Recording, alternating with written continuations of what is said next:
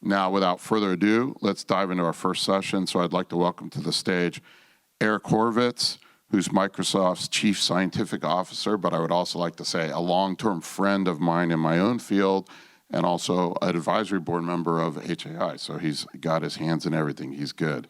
And Kate Rooney, technology reporter at CNBC, and they're going to come to the stage for this morning's Fireside keynote.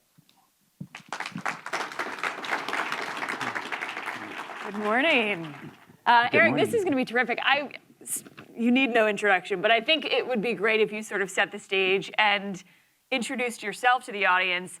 You have sort of the perfect background to be tackling this topic. So PhD in artificial intelligence in the early days before it was a buzzword, and also on the clinical side. Tell us sort of a little bit more about your background.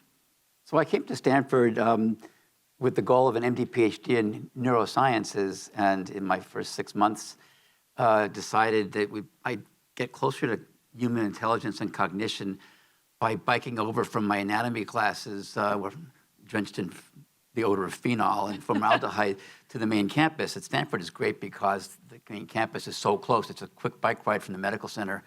You know, if I was going to Cornell, I'd have to take a plane or a bus over to from Ithaca to Manhattan. And so I ended up diving into the principles of artificial intelligence. I, like several colleagues, rode the waves of several different paradigms of AI. I and colleagues, some here in this room, kind of reintroduced and reinvigorated the approach to AI in medicine, where we consider uncertainty very explicitly, costs and benefits, taking advances in decision theory and probability forward into mainstream AI, which became quite central in what I call statistical AI, which is the current inflection we're riding upon. Finished my PhD and came back to finish my clinical work. And the interesting twist for me was I and a couple of colleagues did a startup company taking our Stanford kind of PhD work in AI for pathology into the world of startups. And we picked Microsoft's interest in this, and Microsoft out of the blue said, hey, we like what you're up to. Would you want to help us start Microsoft Research and nurture this new research division? In 1992, that seemed like a very odd thing, this strange company that was behind, like, you know, a word processor and an early version of Windows, wanting to do a research team. So we were kind of skeptical, but went up and we became, our little core team from the Stanford startup world became Microsoft's first AI team. And I promised everybody, including my co-founders, I would stay 6 months max at this odd company and get out of there. And my two co-founders are long gone. The one's retired in 2005, and I think I'm just getting started. And it's 32 years. It's kind of scary in some ways. Well, what does your day job look like now? So Chief Scientific Officer, what does that actually mean at Microsoft? Well, I came into this role after being director of Microsoft Research, which has multiple campuses and about 1,500 people, with good knowledge of all the personalities and goals of our top-level researchers. And in this new role, it's a little bit more corporate in that I weigh in across the company. I work with groups. I co-chair what's called Microsoft's Global Applied Research Council. So it turns out that in 1992, you might look at Microsoft Research as being this tower of advanced reasoning and thinking and innovation. But in 2025, we have teams like that across Microsoft worldwide. And so weaving that together, including Microsoft researchers, has been very interesting. So there's a number of initiatives. It's been great. I've been involved in, since we're at a medical symposium, I like to say that I've worked directly, individually, and with teams to try to kick off Microsoft in healthcare 4 different times. I've been blamed for some disasters over the years because it's a challenging area. Who here remembers the Amalga days? Some people do, I see Kurt does. I was more than partly responsible for that attempt. But this is the 4th time now, and I think we're rocking and rolling. I mean, things are moving really quickly. And so working with our Microsoft researchers, our healthcare teams, it's Microsoft now called Health and Life Sciences. We acquired folks know the Nuance organization. It was one of the biggest acquisitions ever per the actual, stock and dollars exchange. Yeah. And we're moving along, and it's a really interesting exploratory time for Microsoft in healthcare. We'll talk about the time in AI and in healthcare as well. You were mentioning off stage, you actually think it's underhyped, which is hard to believe with all of the buzz around ChatGPT and everything going on. What do you mean by that? And how are we going to look back on this moment in future decades? Well, I think AI has been underhyped and underutilized in healthcare since the late 80s. When I was working on our startup, we had systems running at expert levels in each area of the 40 tissue areas in pathology. And I and colleagues thought, oh my God, this is such great technology. This is like 1988.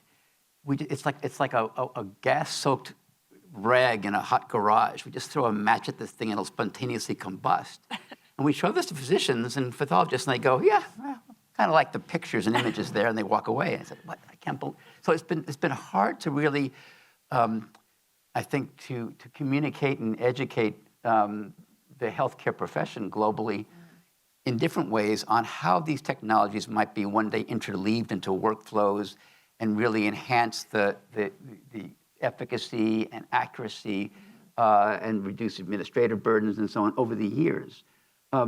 With the onset of the deep learning inflection, which in itself is on the order of 14, 15 years old now, and then the inflection upon the inflection, which I would call generative AI, we have so many applications that are so promising, from imaging to clinical decision support to new kinds of applications like, for example, weaving together different disparate notes from nursing and from clinicians together and presenting information in new ways to patient-facing, decision support and information. Did that moment a couple of years ago when ChatGPT came on the scene, was that sort of what also made clinicians realize, oh, this is really powerful because they can kind of play around with it more?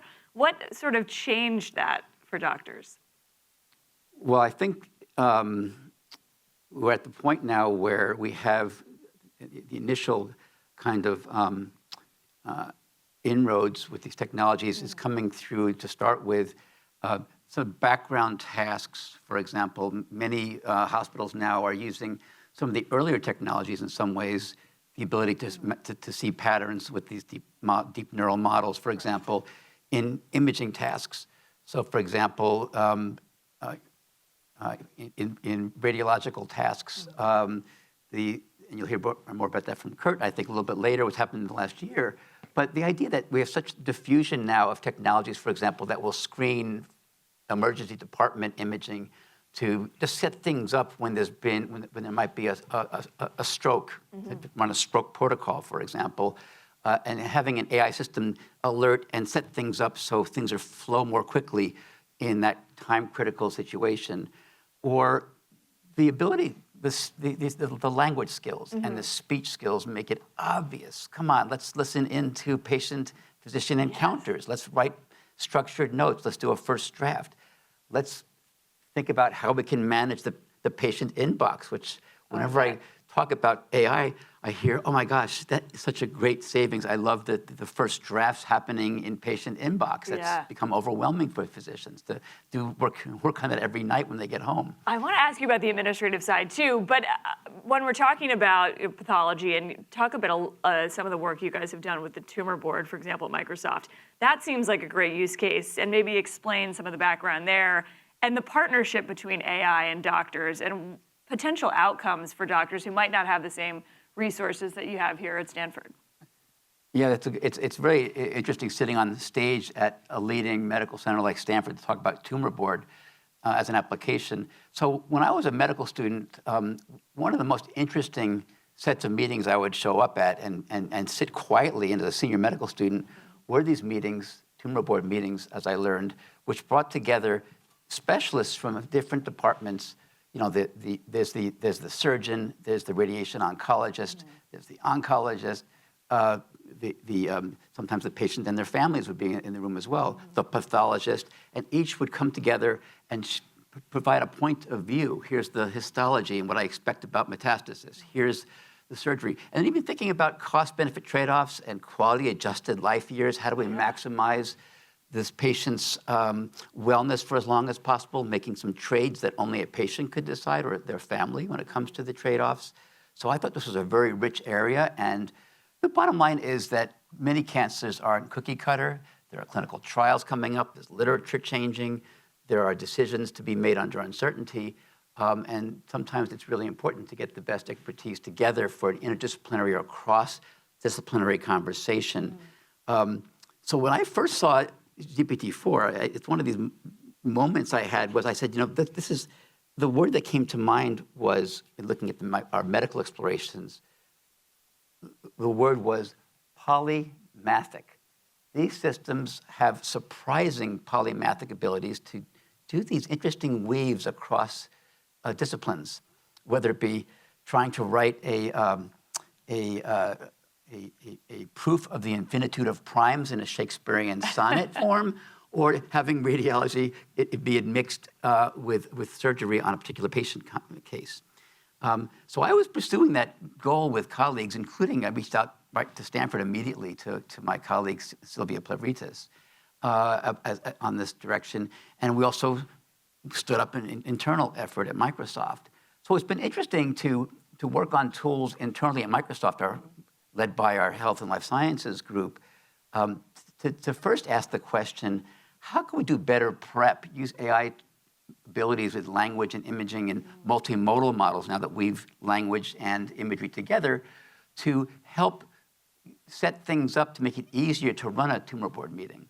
And those tools now are shared with Stanford, and Stanford is partying on these tools, taking them forward and working with other teams across the nation as well. But the bottom line is there are about 20 million new cancers every year. Wow. I think about 1% might have to get this kind of hand-holding and cross-disciplinary attention. Of course, at a place like Stanford, it's much more commonplace and it's part of the flow of dealing with complex disease and care at Stanford. But community hospitals, internationally, hospitals across the world don't have these abilities. And the idea to democratize this technology, make it available to deliver more custom-tailored care is really the, sort of the top goal. When we talk about other sectors and the labor impact of AI, there's often this question and big picture topic of, will this replace doctors, or will this replace white-collar workers? What's your take on the potential for more of a partnership? It sounds like that's sort of where you stand, where it's almost like a superpowered assistant. Is that how you would describe it? What's the relationship? I think we're all living in a transformational time. I mean, this is how it feels to be living in a time where I believe 500 years from now, looking back at the next 25 to 50 years, this period of time will have a name. I'm not sure what the name will be, but there'll be a name. It'll be talked about as this is where all these things happened with machine intelligence coming into the world and interleaving in a variety of ways. The designs, the socio-technical issues, the deeper currents about how jobs are affected. Certainly, the nature of healthcare delivery per task and specialties will be shifting and changing, but I do believe human experts will be at the center. It's the human physician, it's the physician who is responsible for the decisions, and these tools need to be working in a way that they nurture, support, augment human decision-making. I think not just augment, but continue to educate and provide new insights to bolster the human abilities, to watch out for cognitive errors, for adverse outcomes coming, for watching out for deterioration of a patient in ways that might be in the blind spots of human teams. So we have a lot of work to do. I think going back to your earlier question, in fact, why didn't those gasoline-soaked rags explode in the hot garage with the match, right? Back in the 80s and even 90s and now 2000s. And part of that, the reason is that there hasn't been enough attention, I think, generally. It's happening in many areas now, like radiology, for example, but there hasn't been attention to workflow and the way we interleave these technologies into the lives of care delivery.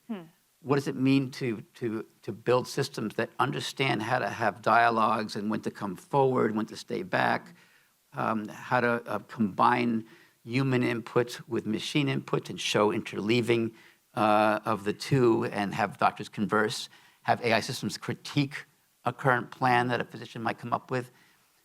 These technologies have been developed in other areas. In fact, James Landay was just on stage just now. In the human-centered AI area, there's been a great deal of fascinating work on how do you build complementary AI systems that deeply complement human minds? How do you control initiative? Who goes first? Right. What's the back and forth volley like? How do you do grounding? So the word grounding is used in the human-computer interaction area and in psychology to mean, can I get the system on the same page as me to have the same background and context and understanding of the situation so we can work together moving forward with initiative and complementarity? Those areas are just starting to leak into medical AI, healthcare delivery. And when those come together, I think there's going to be a spark and an explosion of the interleaving of these technologies. I wonder about the technology side for hospitals, too. Does it need to be uniform? And is that one of the challenges, too, to make sure that everybody is using the same technology? I would think everybody's sort of testing this in disparate ways. Is that one of the challenges? Well, let me just say that this morning, the Stanford team just announced and put on paper archive, something called the MedHelm resource.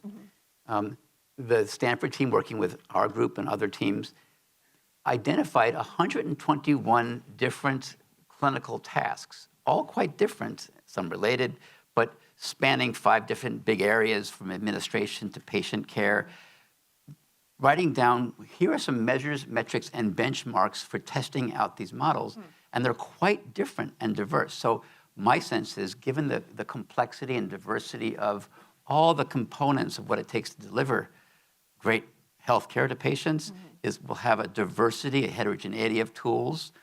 There might be metaphors that will be similar.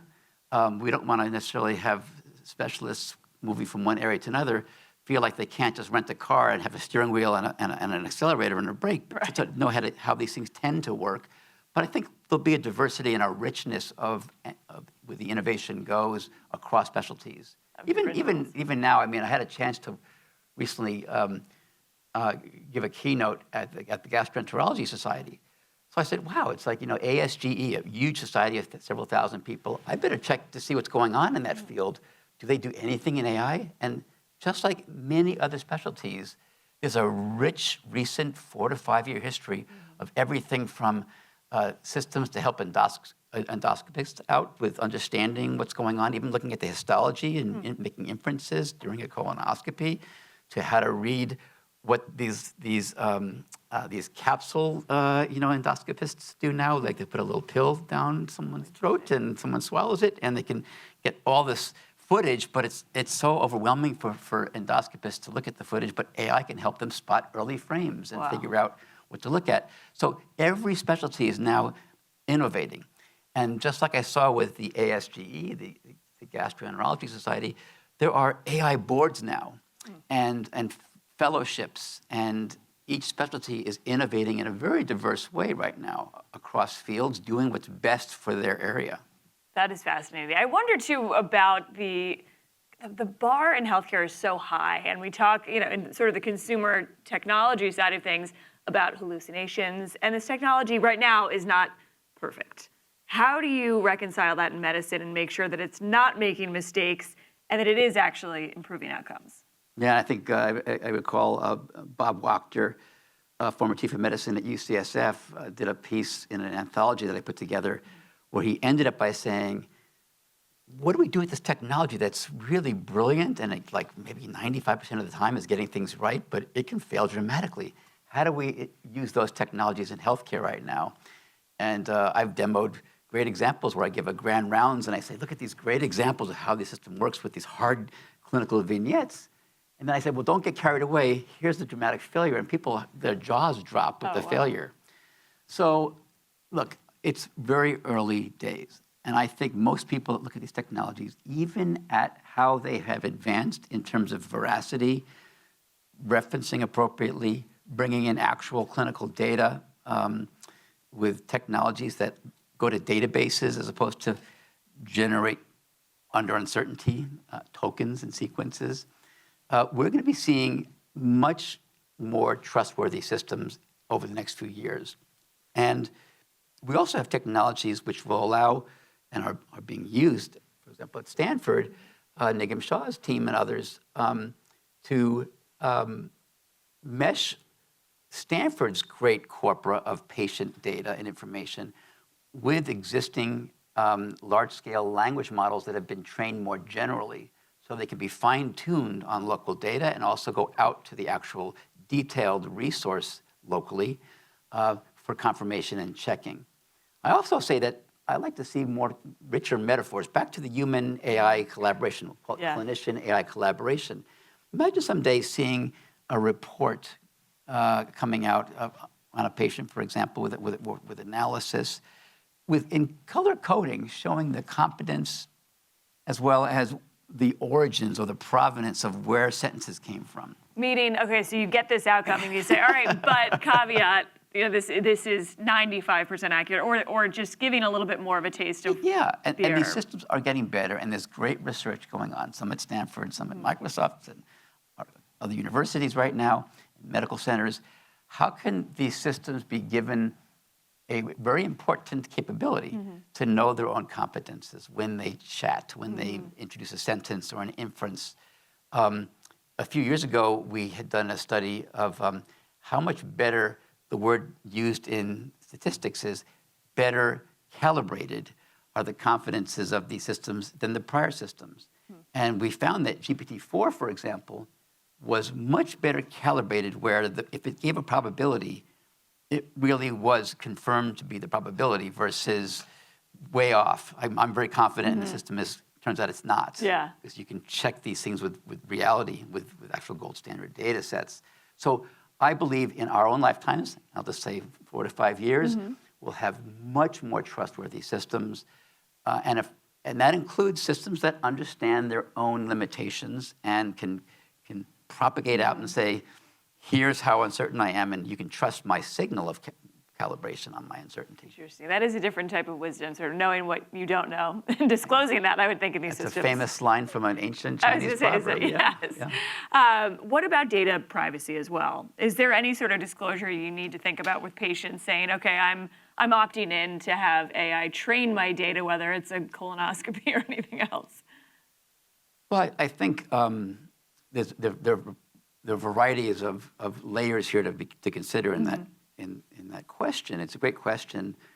Of course, there are HIPAA-compliant versions of these models. Stanford, for example, has HIPAA-compliant, secure versions of large-scale models running for their research and their fielding of these technologies. There's another question about how do patients feel about sharing their data to help, maybe call it altruistically, help these data sets grow and learn more about themselves. How do they share their data such that another patient who matches them can actually, sort of benefit from... How do they feel? I wonder, the average patient, if they are willing. I think about social media, too. It feels like people are a little more comfortable giving up their data if there's a good outcome. Well, I think people can be reassured that we have technologies coming from the computer science world that anonymize and protect their data, sort of de-anonymize, sort of anonymize in a way that we say de-identify, so the data is really usable in machine learning without pointing back to the patient themselves. Some hospital systems for years, I know one system we worked with on the East Coast about 10 years ago on building models of readmission and predicting patient deterioration and which patient would become potentially at risk of being infected with an infection called C. difficile.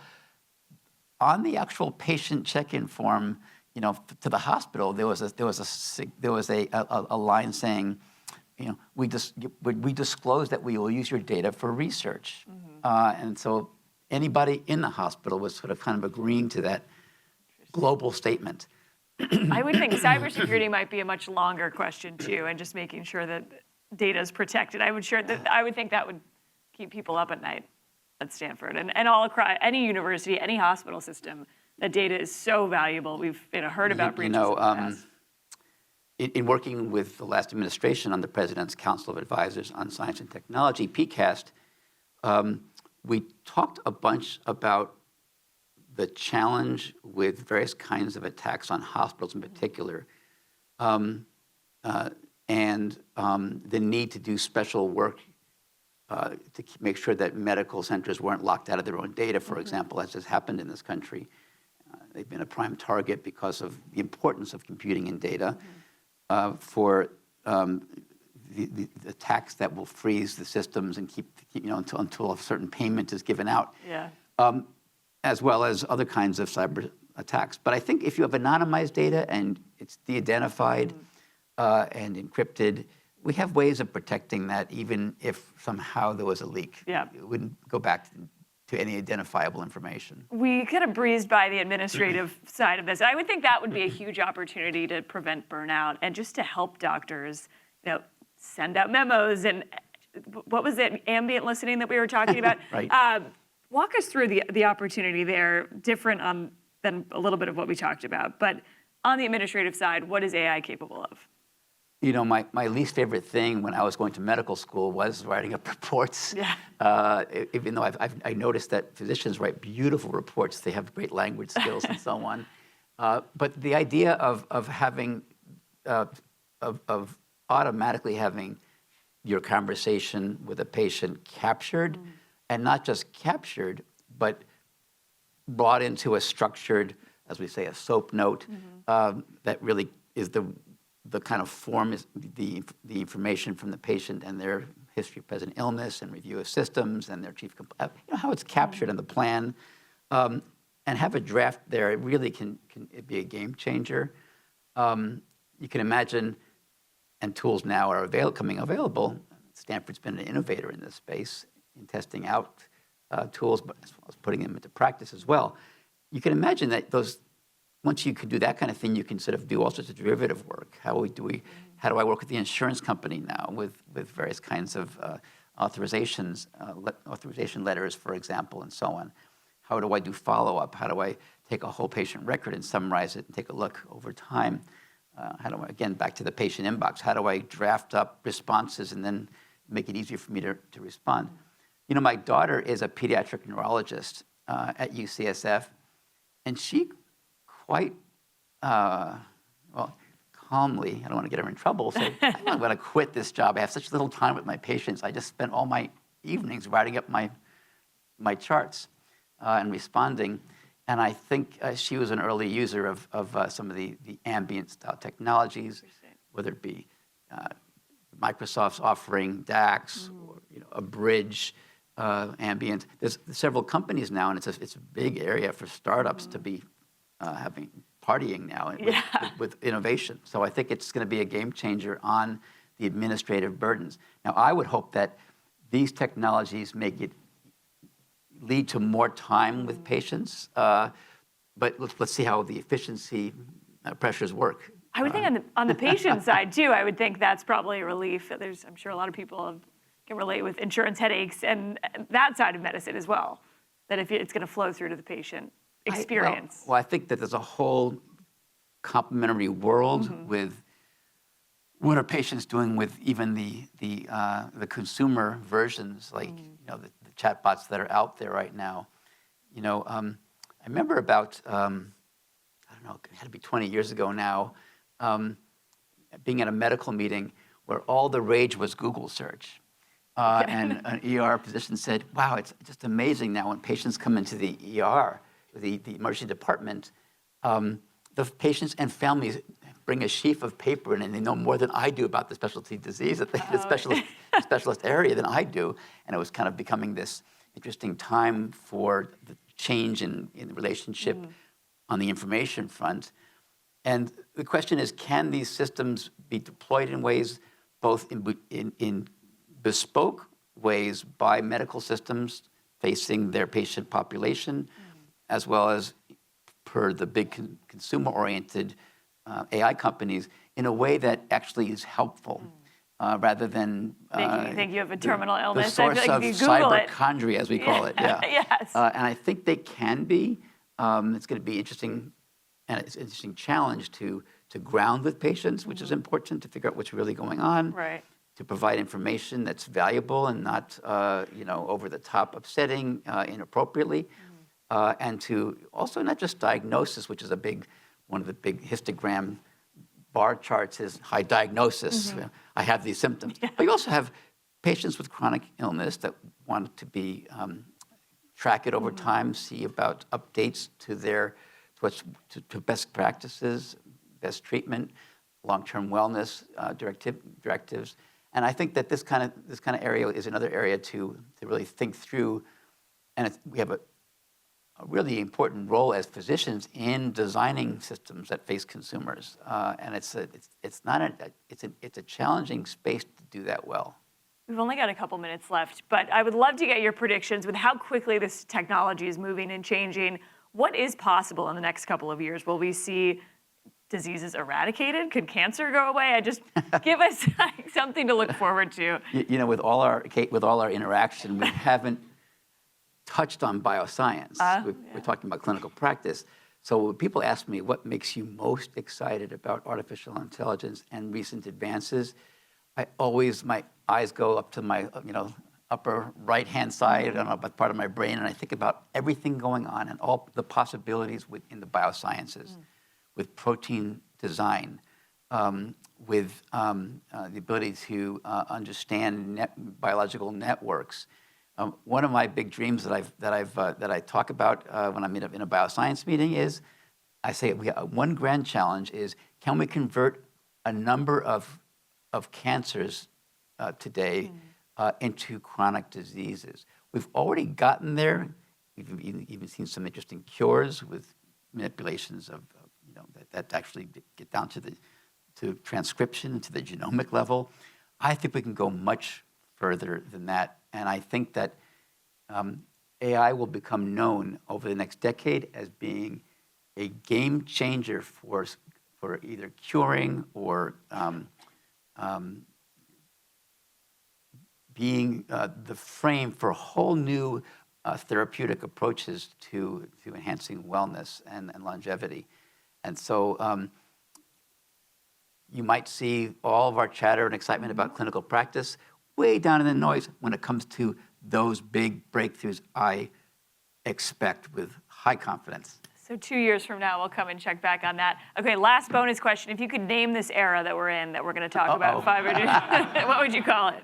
I would say that we are experiencing a longer-term computational revolution.